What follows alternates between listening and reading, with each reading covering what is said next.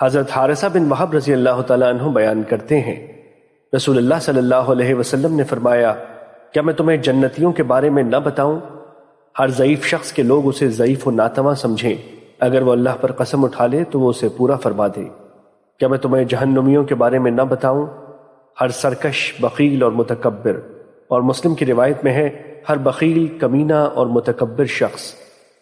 مشکوٰۃ المصابیح حدیث نمبر 5106۔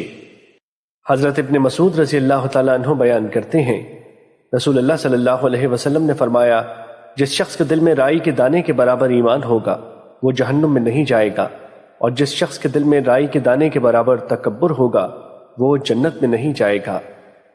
مشکوٰۃ المصابیح حدیث نمبر 5107۔ حضرت ابن مسعود رضی اللہ تعالیٰ عنہ بیان کرتے ہیں، رسول اللہ صلی اللہ علیہ وسلم نے فرمایا، جس شخص کے دل میں رائی کے دانے کے برابر تکبر ہوگا وہ جنت میں نہیں جائے گا۔ ایک آدمی نے عرض کیا، آدمی پسند کرتا ہے کہ اس کا لباس اور اس کے جوتے اچھے ہوں، کیا یہ بھی تکبر ہے؟ آپ نے فرمایا، بے شک اللہ صاحب جمال ہے اور وہ جمال کو پسند فرماتا ہے۔ تکبر سے مراد حق بات کو ٹھکرانا اور لوگوں کو حقیر جاننا ہے۔ مشکوٰۃ المصابیح حدیث نمبر 5108۔